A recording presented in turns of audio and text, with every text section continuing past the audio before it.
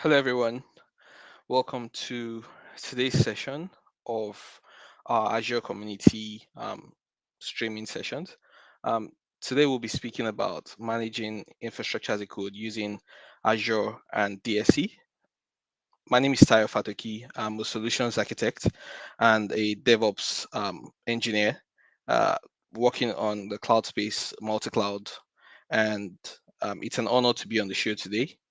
With me is going to be your speaker, Promise Wachuku, who's also a senior colleague and a mentor in this field. And I'm going to be passing on this to him. Hi, Promise. Hello, how are you doing today, Tayo? Good. How about you? I'm doing great. I'm doing great. Nice. Oh, Thank you for yeah, being on the show. yeah.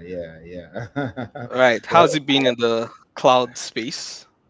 well, I would say it's always like a thing of joy, being able to share your knowledge and That's nice. like assist people whenever you can. The basic Nice. idea is just to be able to pass on the understanding you have and then bring in more people to the community because over the years, I've witnessed that a lot of people are they're a bit worried. They want to come into the DevOps field, but they don't really understand what it takes. So what we are just trying to do Sure. is give them that basic understanding of what DevOps is all about, and then let them explore. Let them go ahead, explore, and become the smartest, DevOps Yeah. engineers we have out Thanks. there. That's very interesting, and thank you very much Yeah. for that. Big kudos to you and the other members of the community that have come up with this initiative and giving up your time to come on these sessions. I will be asking you some questions before then, but before we begin the presentation, I just want to Okay. ask quick question for benefit of some people that Okay. have been on these sessions previously. So, what exactly is infrastructure as a code, and why do we need to talk about infrastructure as a code in Azure? So you will notice that a lot of people they find themselves having lots of infrastructures and they want to be able to replicate the same thing across various environments. But in the process of replicating, because they are doing these things manually, they find themselves making one mistake here or the other, or they find themselves in situations where they are not able to replicate exactly the same thing. I'll take, for instance, now you are trying to make a deployment, right? And let's say in while trying to make that deployment, you experienced an error. Now you're trying to see how to replicate the exact same thing you did to get the exact same error, but maybe in the process of trying to manually deploy, you changed one or two things and you can't remember what exactly you changed. So now you'll be having two different instances and you'll be asking yourself, what exactly did I do before that gave me that error? You understand? But now, when you're having your infrastructure as code, you don't need to bother about that because everything you want to deploy is already scripted. All you are just doing is pushing that script to your cloud environment, and that script is turning into an object, probably a virtual appliance or virtual machine or a virtual network and stuff like that. And then in that case you give like zero, I would say about 0% of human error, because this Oh, time around everything you want to achieve has already been scripted. oh wow. Thanks a lot for that. That's very, very insightful. Okay, let me let you begin your presentation and then I'll take all the questions and ask in about a few minutes before we wrap up. Thank you very much, Tayo. Okay, All you have right. the floor. Okay. Yeah. I'll proceed now. All right. Okay. Thank you. So, everyone, today I'm actually looking at an interesting topic I call this is the module 6 of the AZ-400 Azure Study Series. And in this module 6, I'm looking at manage infrastructure as code using Azure and DSC. I know one or two people asked me before, what is the meaning of DSC? Well, I would call DSC, or I would just say that the simple explanation for DSC is that, oh, this is a what we call desired state configuration. When I say desired state configuration, I mean this is how you want your configuration to be. Once you are able to get your configuration in this light, then I mean you have everything scripted, like I said, and you wouldn't have any issues trying to go about the deployment. So I would quickly try to go through this, and hopefully I'm able to cover as much as I plan to do. All right, so moving ahead, we'll be going to the what we intend to cover today, which is, exploring infrastructure as code and configuration management. We will try to see if we can create an Azure resource using the Azure Resource Manager template, and we'll take a look at one or two things making use of the Azure CLI. Right. Okay. So those are basically the things we want to confirm, we want to be able to treat for today, right? So let's go ahead. Yeah, now this is one of the things I was actually just talking with my colleague right now, which is, what is the process of actually um you know automating these things, right? So for you to automate these things, you have to understand the difference between your, I would say, your manual deployment and what infrastructure as code is, right? So you can see here for the manual deployment, you have things like Snowflake servers, you have deployment steps varying by environment. Yes, because, well, this is manual. And you have more verification steps and more elaborate manual processes. Increased documentation to account for differences. So let's say you're using the manual method and you want to be able to document everything you did. Maybe you made some changes, right? You find yourself actually creating more and more documents to account for the differences in your for the differences in the process you're using to deploy your environment, right? Another thing again, you also notice when you're making use of the manual process is you prefer to do deployment on weekends to allow time to recover for errors. So let's say you do your deployment on Saturdays. If there are any issues, you try to fix them during the weekend so that you don't have any errors by Monday, right? Another thing again is a slower release cadence to minimize the pain and long weekends. So, like I said, remember, because you're using a manual process, you find yourself trying to, what's the word, finish up, clear up every error, before work starts on Monday. So on Monday, at least you're a bit rested, you're calm. But the interesting thing is that shouldn't be the case, right? That really shouldn't be the case, and that's why we are introducing to you the infrastructure as code.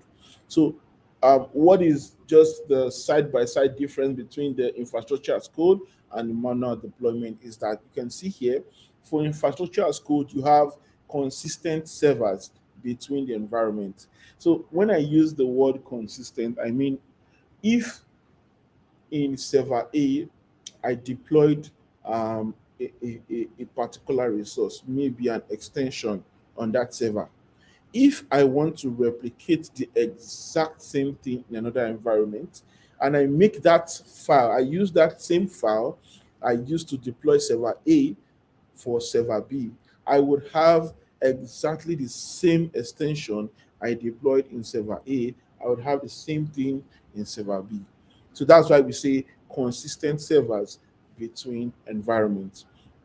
Another thing you will notice is this: you would have environments created or easily or scaled easily, meaning that, for instance, if I have maybe a particular server now, and due to the amount of usage on that server, I intend to increase the servers so that they can be able to serve more people, I can just easily scale. It's very easy to scale compared to the manual deployment, right? So those are one of the benefits you see, right? Another thing you would also notice is fully automate creations and updates of environment. It's possible. In fact, if you have all your scripts intact, everything, it's just easier to just update your environment with just one click of a button, and all environments are being updated. And then you can easily transition into the immutable infrastructure. So when I say immutable infrastructure, I mean that what's the word? It's like, imagine an environment where I don't want something to go down, right? So I can just easily, once I delete this, another one is spinning up with the exact same features, right? That's the meaning of immutable in this case, right? So for instance, maybe for one reason or the other, I decide to, okay, delete this particular server. I can have another one up in a matter of seconds, and the server is up and running. Another thing also is you can be able to make use of blue green deployment. I know some of you might be asking, what is actually blue green deployment? Blue green deployment is a release methodology that is aimed at minimizing downtime. So take for instance, you have two identical environments, right? Where you are using to, host your services. Now, one of the environments is live and the other one is not live. Now, imagine that there is an update that needs to be pushed, right? Remember, one is live, so you can't just directly push your updates to the live one, right? So what you do is the one that is not live, you push in your update there, do your testing, ensure that everything is working fine, and then swap the environment. So the one where you have the update now becomes the live, and the other one which was previously live now goes offline, right? So this is what we call blue green, right? So where the green is the life environment, and the blue is like where you can do your testing, do your sample deployment, and all of that before you push to the live environment, right? So you can also treat servers as commodities and not pets. Yeah, you can treat them as commodities and not pets. You easily delete servers, bring them back up. You're able to just basically manage your servers as you want to. That's just the interesting thing with making use of infrastructure as code. Now, moving forward, I'm going to be talking about um, examining the environment configuration. It's an interesting thing when I say examining the environment configuration. And I say this because, I mean, what's the word? When you are examining your environment configuration, you get to know or understand what's happening in your manual configuration and also in your configuration as code. That's the beautiful thing about this, right? Okay, so just a minute. Yeah, good. Okay, so now looking at this, you will see it says configuration bugs difficult to identify. You can imagine this is something that always happens when what's the word I would use, you know this is something that would always happen when you try to use a manual environment, because now it becomes more difficult to make use of, uh, to really tell where the bug may be coming from, right? That's just the thing. You really can't tell where the bug is coming from because you're using a manual method. Now, also, this particular manual configuration is error prone. Anything could happen. You could be dealing with, as much as I would say several kind of errors, and you really don't want that to be the situation, right? You really don't want that to be the situation. You want to to ensure that you are able to control the environment. You understand? You want to ensure that your environment is, I would say, less error prone, because I won't say you can totally, remove the errors, but you can make them less error prone. Another thing you want to look at is the more verification steps and more elaborate manual processes. This is the challenge, I would say, that comes in with, making use of your, what's the word, the manual configuration. Right now, you also have to deal with increased documentation, deployment of weekends, like I initially said, to allow time to recover from errors, slower release cadence to minimize requirement for long weekends. You see, so those are some of the challenges you experience when making use of the manual method. But in this case, it's different when we are talking of the configuration, or let me say the automation but infrastructure as code method. In this case, you are able to easily identify bugs. So you can see, I was talking to Tayo earlier, and I mentioned to him that when you're making use of an infrastructure as code environment, if, for instance, you experience an error while making a deployment, it's very easy to be able to reproduce that error. Why is it very easy? Because remember, it's the same script you are making use of here. Exactly the same script. In that way, it's just easier for you to be able to, you know it's easier for you to be able to manage your bugs. You understand? It's easier for you to be able to manage the bugs, and then you can be able to now work on let me say, that particular bug, find out how you can resolve that bug. Right. Another thing you also want to look at is the consistency of your configurations. Remember, like I said, you're making use of the same configuration file. So it's very easy for you to say, okay, well, in this case, let me make these changes. Remember, the changes you're making it on the file. So every time you make any deployment, those changes are being they are being seen in the cloud space or in the objects which you're deploying. Also, one of the things you begin to have is your increased deployment cadence to reduce the amount of incremental changes. So you don't have to bother with that regular incremental change. Now, this time around, you are treating your environment as and configurations as executable documentations. Yeah, executable documentations, because this time around, remember that this is what's the word to use? This is like an environment where um, everything was documented before you started the deployment.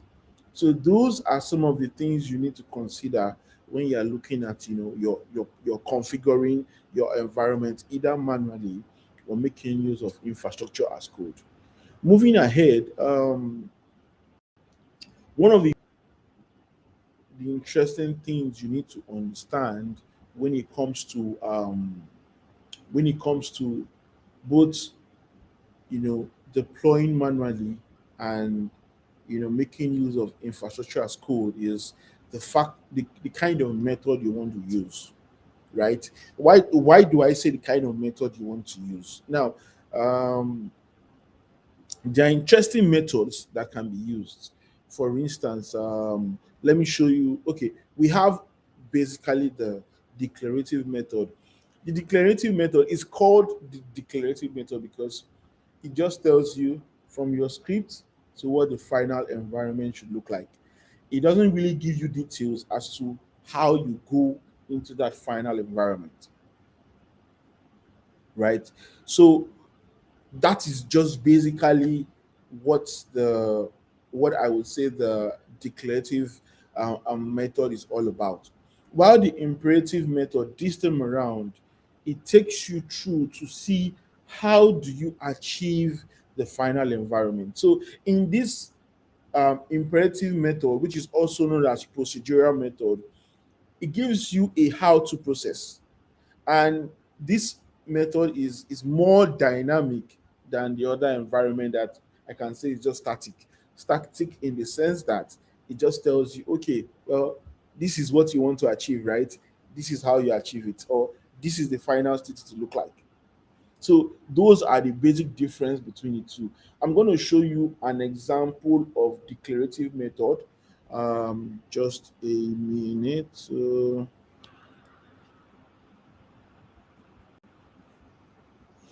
Just a minute. Let me show you that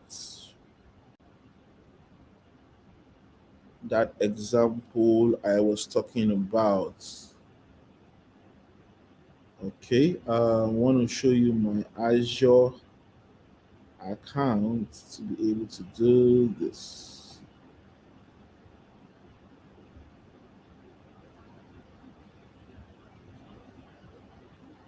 Okay, think I would have to end my slideshow to be able to show you this. Yes, so this is my Azure environment. Yes.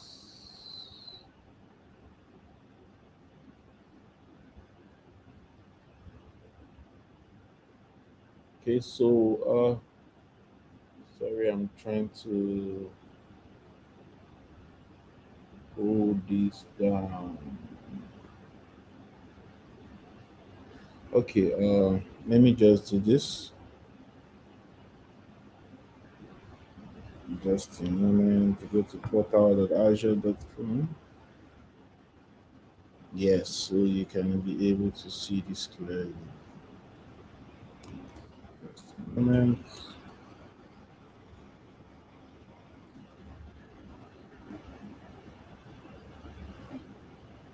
All right, so I just wanted to bring up another. I was having some little issues with the panel here, so I'm bringing this up right now. So here you should be able to see this environment now. Let me make it okay. Good. Right. So just as you can see on my environment, I'm just hoping that it's a bit clearer. Right. I'm just hoping it's a bit clearer. Yes. So as you can see on this environment, I want to show you what the declarative method looks like, so you have an idea on what is on what it looks like. I'm going to go to like a test VM, just test VM, and I want to show you some configuration about that VM. Hopefully, I am able to see this. Let's see.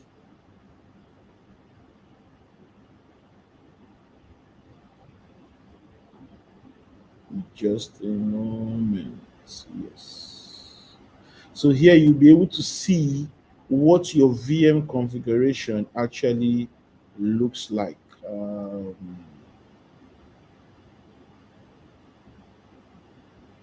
Let's see. Okay.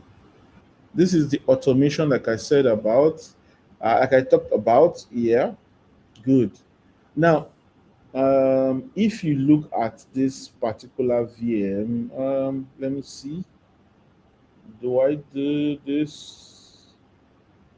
Okay, good. Now, if you take a look at this particular VM, right, everything that was used in configuring this VM was all documented here, right? I would show you. Okay, so you can take a look at this line. you'll see this line is actually the name of what the disk is, the OS disk that was used in creating a VM, right? Here you have the network interface, right? And you also have here the size of the VM, right? You have here the OS used, the SKU, right? And then the permissions that this particular disk has. You can see it has a catching, a read write catching on the disk, right? And then also you are able to see what your OS profile is like. You're able to see your secrets, and then you are able to see where your the storage account, where your diagnostics are going to. You are able to see that too. And then in this particular case, you can see that an extension was created for this VM. You can see here, this type is called the Microsoft.compute slash virtual machine slash extensions. What this means is that while deploying this VM, an extension was also created. And you can see the publisher of the extension here, Microsoft Azure extension. You can see the type handler, the custom script, right? So it gives you a, I would say, a an exact state of your VM, but this time around in a configuration format. You are able to see an exact state of your VM in a configuration format. Now, for instance, I decide that I want to take this particular deployment. I want to have this deployment in another environment. I really don't need to stress myself. All I need to do is just pick up this file, right? And then deploy with this file. So look, just take a look at this same account. Although I'm having some issues with this account because it's been disabled temporarily for now due to I've extended my limit. But then if I wanted to deploy this exact resource, all I need to do here is come into click on this deploy link. Once I click on the deploy link, you can see that whole script is turned into the template form, right? That whole script we saw now is turned into a template form. So all I need to do is to just fill in some of these credentials I want, right? Once I fill in some of the credentials I want, the next thing I do is I review, and then I'm able to recreate that exact instance. I mean, if nothing else, I would just tell you automation is sweet. Like there's no other word I can use to explain this than to tell you automation is sweet. With automation, you actually take a lot of burden over your hands. Like you don't need to stress yourself with a lot of body because Azure is helping you, you know, you make use of this deployments you're trying to do. So we're going to move ahead and go back to the training slides we were looking at. Good. All right. So I was initially trying to explain to you the difference between the declarative method and the declarative method and the imperative method. And like I informed you earlier, I was trying to explain to you what it was like, to have your, what would I call it? What it was like to have your environment being declarative. And then for the imperative, what you would actually notice is that this time around, it's dynamic.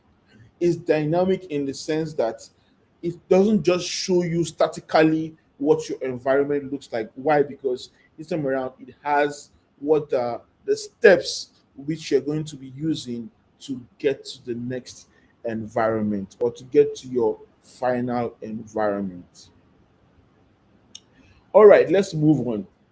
Now, whenever you are talking of deployment, right? Or whenever you're talking of automation, there are key things you need to really, really understand. I say there are key things. Why? Because um, you like there. Once you understand these key things, you are able to interpret what you are actually dealing with, right? So in this case, I would say idempotence, right? It's, some of these things are those things we studied in mathematics then when we were in the university. We also see some of these things coming into play, you know, when we are talking about cloud resources too. So for the idempotence, what it's just trying to say is just the exact same thing, ability to apply one or more operations against a resource with the same outcome. And if you remember what I was trying to explain earlier, this describes to us what we are talking about automation. So for an environment you would call idempotent is an environment you would normally refer to as a cloud environment or an automated environment.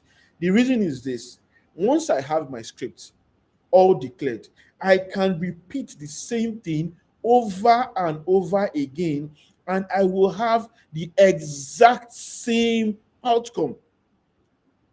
Just like I showed you in my Azure environment. Imagine I take that file and I try to deploy or make a deployment with that file, I would have exactly the same thing, no difference. So therefore, I can call my Azure automated environment as what, being what, idempotent, right? And see here, it says to be able to attain idempotence, automatically configure and reconfigure an existing set of resource, or discard existing resources and spin up a fresh environment. So what is just trying to say is that to make your environment automated, right? Or to be able to have an environment you can say, oh, this environment is it's an automated environment. You need to have a declarative script to say this is what I want to achieve. And the reason why this helps you a lot is that, take for instance, I'm sure coming to the DevOps environment, you've been able to hear or you have heard of some tools like Git and GitHub that helps us to be able to store changes in our repo. Now, imagine that my environment is idempotent. In other words, I mean that my environment is what, automated. Now, a new employee comes into my organization and he's trying to get used to what the environment is all about. This employee doesn't need to stress himself if I have a declarative file somewhere that states all the resources I have in the environment. This is where your repo comes into place. Imagine all the employee needs to go do is go into that GitHub repo, and then he sees what was deployed and how it was deployed.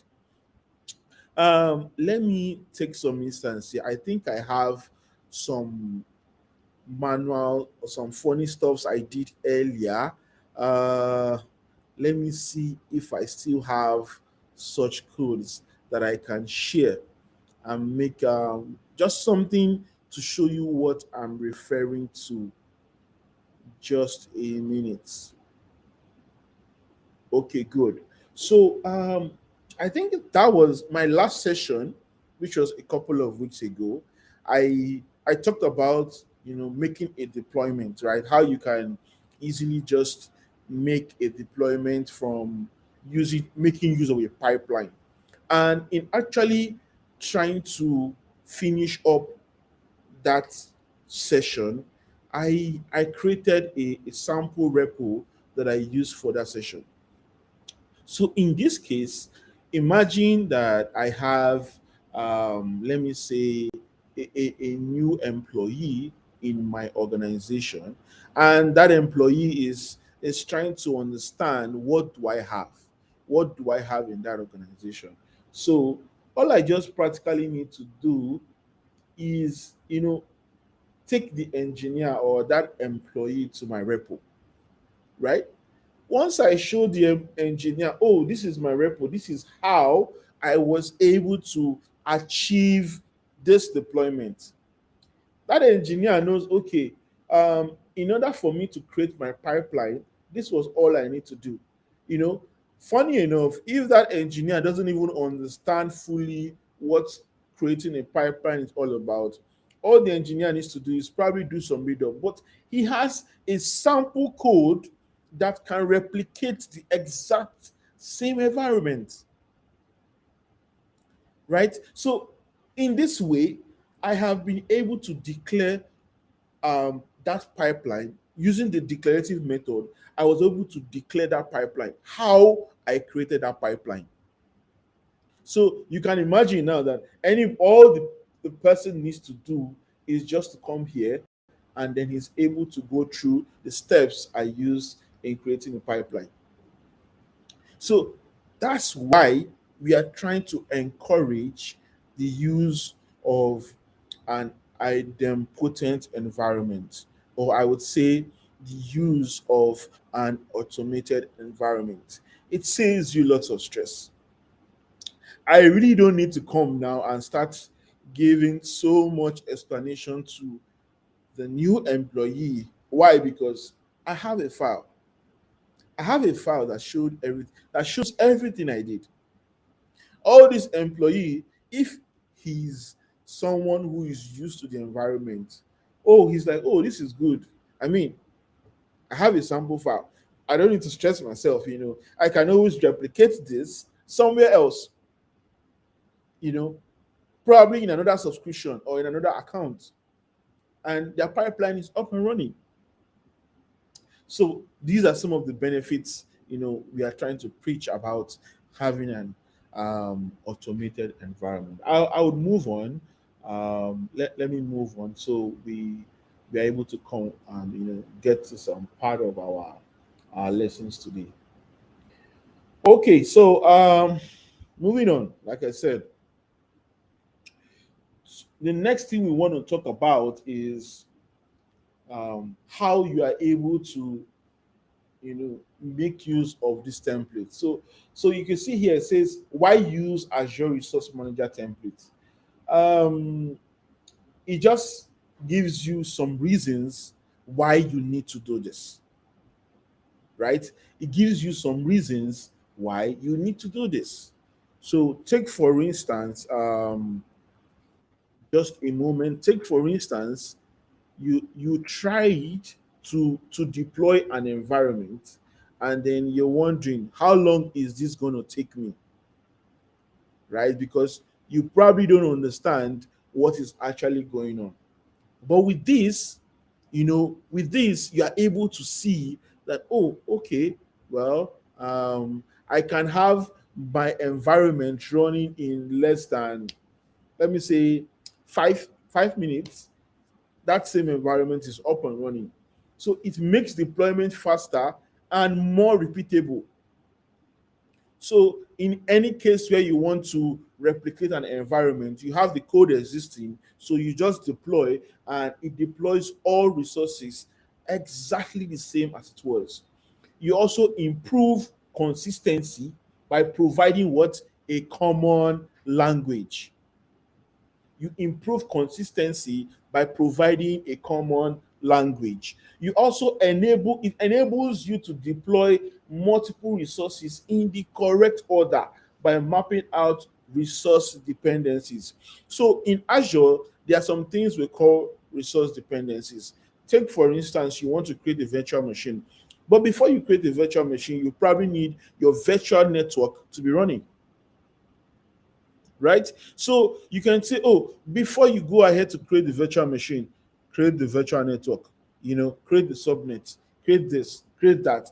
And then the final step should be create the virtual machine.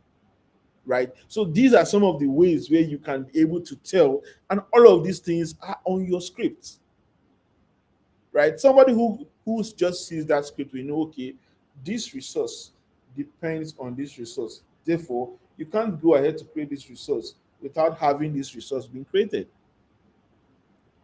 Those are some of the beautiful things you get to see.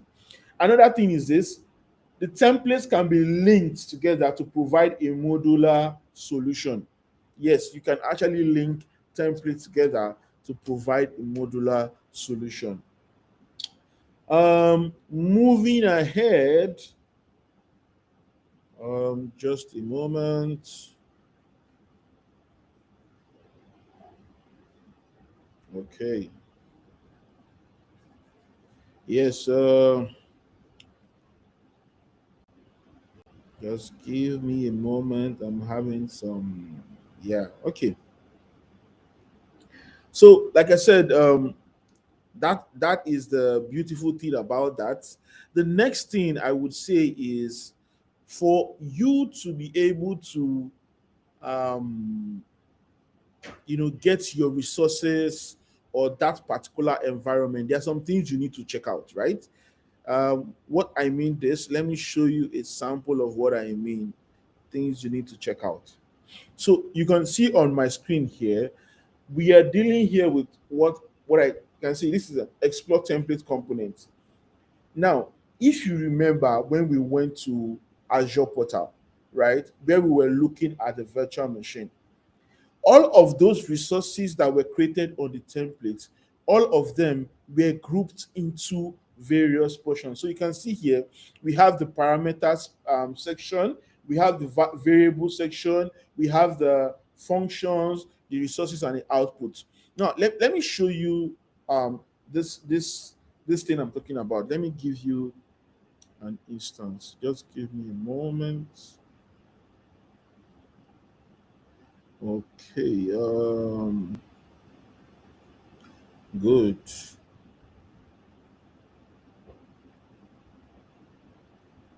Just give me a moment so I show you what I'm referring to.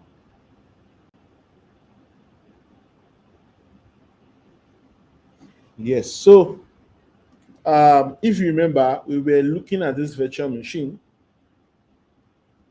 We were looking at this virtual machine, and then we took a look at its components. Right? We took a look at its components under, yes. I think, yeah, exporting the templates. Now, if you look at this, right, for this virtual machine, look at all the components it came with, or I will call them sections, right? You can see this is the parameter section, and you can see the parameter section basically was handling what the extensions, the virtual machine name. You can see this, it handles the disk name. um, it also handles the networking interface, right? So these are the parameters. We have 13 parameters here. You can see for each of these we have 13 parameters. Now, this is the parameter section. We also have the resources section. So on the resources section, we have three of them. One is what? The virtual machine itself. We also have this talks about the extension of those virtual machines. And then here we have here, this is where it enables that extension for us. So you can see these are the various sections we have for this particular resource. So you can as well have more sections depending on the resource itself. Depending on the resource you are dealing with, you can have more than one section. So that explains what we just saw on our slide. Yeah, what we just saw on our slide here. So you can see what we saw now for the virtual machine was the parameters and the resources section. So depending on the deployment you're making use of, you will also see either the variable, the function, or the output section, right? So those are some of the things we make use of. All right, moving ahead. Remember, I was talking about the dependency, right? If you have dependencies, it just simply means that those resources need to be, some resources need to be created, or this particular resource you want to create depends on this, right? Which means that this has to be created before your original resources are created. That's just all it means. All right, so moving ahead, this shows you what it is to link your templates together. So you can see here a particular template was being linked here. A particular template was being linked here. So in this case, you don't need to worry about, oh, I'm trying to achieve this, I'm trying to achieve that. No, it's all linked in one template. Um, so while I am explaining some of this, I'm seeing some of the questions you're asking. There's definitely going to be time for questions. We're going to create some time for questions, but at the same time, just keep dropping them. We will discuss them in maybe some few minutes before we round up the session. We will discuss them. All right. So I know so many of you wondering, how do you deal with secrets when you are trying to um what's the word, automate your environment. Now this is a beautiful thing, right? You know why it's a beautiful thing? Because I mean, you don't really want to put your the password to your VM, or the password you want to use in creating a resources. You don't want to put it in your declarative file. No, you don't want to do that, because that means someone can easily gain access to that environment. What you want to be able to do is that you want to have a way which you can pass your secret or your password while trying to create a deployment, and at the same time be able to conserve that secret, right? At the same time, you are able to conserve that secret. And you can achieve this using what? Making use of the Azure Key Vault. Now, I will show you one beautiful thing I did. While I was making the pipeline for my previous deployment, I needed to pass the login credentials that my GitHub is going to use to authenticate into Azure, right? I needed to pass that credential so that GitHub will be able to authenticate into Azure. And I didn't want to expose my password. I didn't want to do that. All I had to do was incorporate a technique like this that was used. Okay, let me show you what I'm talking about. Let me show you what I'm talking about. Yes, this is what I'm talking about.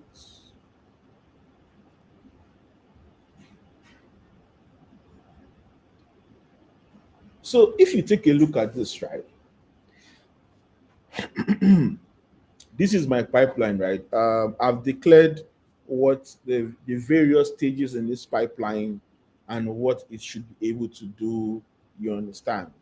But for this pipeline to be able to deploy its resources in Azure, right, I needed some form of authorization,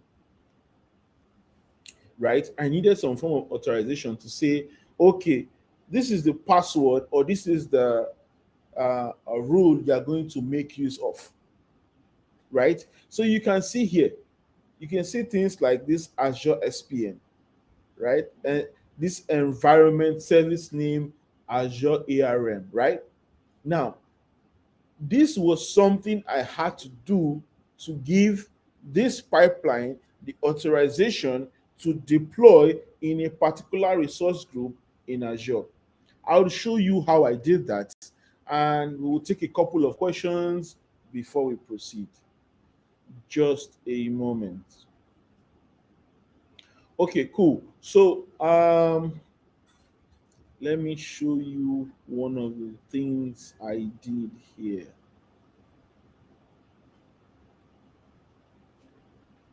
Let me show you one of the things I did here. So the beautiful thing about GitHub is that GitHub has been, all of these things have been incorporated into GitHub to make it easier for you to handle, right? So I did this simple setup here. Let me see.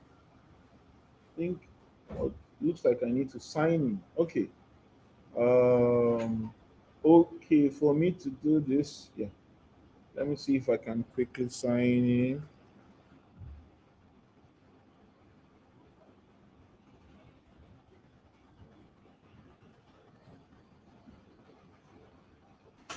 Ah, I need to do some verification. I don't have that close to me here. Anyway, what I was trying to explain to you, for me to be able to do this right, I just needed to have my password somewhere under the settings, right? After having that password somewhere, then the next thing I did was to store the password I needed to do on the settings, and then I can now call it on this script. So I already created, you can see this is the back end service ARM, right? I already created this permission like a contributor role before, you know, having this pipeline. And then I now ask the pipeline to make use of this service principle in deploying these resources to a particular resource group. All right, so I see that time is far gone, but let's take a few questions and then we can see how we can be able to implement things like this in the future. So, yes, we have the our able hosts, or let me say our able moderator. Thanks a Yes, so lot. I don't know. Yeah. Okay, thank you very much. We really, really appreciate your time. I Yeah. have a few questions from the chat, and I also have a few questions from my end. First of all, is the language used to write your template? Is it JSON or YAML, or you can use both for infrastructure as a code? Okay, so for this template I used, I made use of the YAML template, right? So the file itself, if you take a look at the file, right, it's like what's the word? It's consistent with the YAML deployment. So you can see here, look, this is the file. You can see Terraform Yeah. pipeline.yml. But the thing is, even when making use of YAML, you can still call in like a JSON script into your YAML file. Both Oh, of them can be synced together. So that's the interesting thing about this. oh, interesting. Yeah. Interesting. Thanks for that. So, and when you talk about the deployment to the cloud environment, that's the Azure environment, um, is there provision for where you can store your variables in Azure if you don't want to expose it publicly? Well, sure, sure. There are places where you can create those variables so you No, don't and your secret as well. I meant to your secret. Yes. so for secrets, the interesting thing about Azure is we have this, will I say a vault? I would call it Azure Vault. In some other environments, you can say secret manager or something, but in Azure, it's called a vault, right? Okay. So it's the same thing applies here, right? You create those secrets in the vault, give that secret you created in the vault like some permission or something so that it can be easily read from your template file and then incorporate it on your template. So when the template is being deployed, right? It, so far it has the right permission, it can access the vault, pick the password or the secret you have in there, and slot it in the script with nobody knowing what happened. All of Oh, this is just done automatically for you. brilliant. Okay, so let me go to some of the questions that people have asked. So someone was Okay. asking that my career was asking if the language you used in the GitHub application to deploy the resources, what programming language? Will I I call it think a you just programming so language? I don't think it's a programming language. I just think it's a Yes, format. So which you just explained exactly. that Yeah, it's a exactly. YAML format. Um, Yes. So it's basically Azure has a templating language, a templating format written in YAML. You write whatever you want into that YAML format, whatever resource you want to deploy. You write it into, I think Azure calls it Azure Bicep template. Yeah. Initially, it used to be ARM template, Azure ARM template, but you can use ARM template if you're skilled in JSON, and you can use bicep template if you're skilled in YAML. So Azure has provisioned that. So you write whatever resource you want. You as Promise said, it's a declarative way of setting up your infrastructure. So you declare the infrastructure in the YAML template, and you use your credentials, your Azure credentials, to communicate with Azure API service, which then authenticates you and deploy the infrastructure. So that's it's you. So do you need to be a programmer to become a cloud engineer? Because there's often conversations about, you need to know scripting. So can you help shed a little bit of light on that? Honestly, I was tell you, I've always been scared of programming. I've always been scared of programming because I used to look at these programming guys as too much nerds. Like they are so nerds that I'm like, Yeah, when will I be able to sit down and learn all of this? But that's just the beautiful thing about Azure, right? You really don't need to become a programmer to learn these things, right? There are things that you can just come in and understand and be able to make use of them. The beautiful, one of the interesting things I've seen is that for almost every script or everything you want to achieve, there is a sample somewhere. I'm telling you, there that's true. is a sample somewhere. But the Yeah. basic thing I feel that is very important is you need to understand what does this script do. Once you understand the language or the terms, you can then be able to join one or two scripts, right, to be able to achieve what you want to do. But Oh, interesting. the ideal truth here is you don't need to be I'm not a programmer. I don't think Okay. I'm a programmer. I don't program, but I understand. I have an idea of how these things work. Okay, And like I great. So initially said, the purpose of these sessions was to bring some limelight into some of these things so that people who are scared, oh, you need to learn how to program. Oh, no, no, no. No, you really don't. You really don't. okay, so that's interesting. So one more question. So if because we have some users here asking the question, I want to start from the scratch. So how do you advise that people start from the scratch? I've given recommendation to someone to go to learn.microsoft.com, which is Microsoft official learning page. Uh, which other advice would you give someone that is willing to learn from the scratch? So, people are different, right? I am one different person too. Just as my colleague here, Tayo, is a different person. He probably has his own style of learning, right?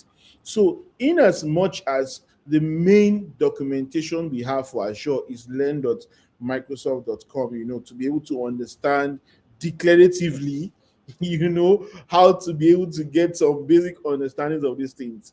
You can as well go to places like YouTube. So, this is what I would do. Take, for instance, I pick up a topic in learn.microsoft.com, right? And I'm trying to have a basic understanding on how all of these things were done. I can also go to YouTube, right, and pick up an exact same video explaining that section I'm reading. So I'm reading that section, but I have somebody who has a better understanding, or a video like this, like we did. You can go to our channel, the Azure Nigeria channel, and go through some of the topics we've discussed, and then it gives you a kind of understanding of what was done and how it was done. And then you find yourself being able to replicate the same thing. So, yes, learn.microsoft.com, make use of videos when you can as well. Okay, thanks a lot for that. Time is fast spent. We should be Yeah. wrapping up. Just one more question from Michael is asking, what's the flow to deploy an infrastructure between your GitHub account to the Terraform that you're using as infrastructure as a code to Azure itself? What's the flow of how was everything stringed together to make sure that when you push your code to GitHub, it's deploying automatically to the Azure environment? Okay, so I will just give a quick answer towards this. That's why the technology about CI/CD was brought into existence. The idea is to automate deployment process. So before now, you would probably just do your deployment manually and all of that. But the incoming of CI/CD made this a smooth process. So you have your script, which you would normally use to deploy, right? And then you give that script some certain permissions to be able to access your resources in Azure. Or probably you don't want it to access the whole resources, but you give that script a particular permission to be able to deploy in Azure in a particular resource group in Azure. We do this making use of things application like service principals in that script. So you assign the service principal to allow that script to make the deployment. That script will go fetch the permission it's been given, right, and then follow through the pipeline processes, each one line by line. It executes each one line by line, and then deploys the resource you want to deploy in Azure, right? So the for it's just for you to understand what should come first before the other. So just for instance, now you want to log into Azure, you know you have to have your username and password before you log in. So that's why we have it declarative. It's a step by step process for this command to run to be able to deploy those resources.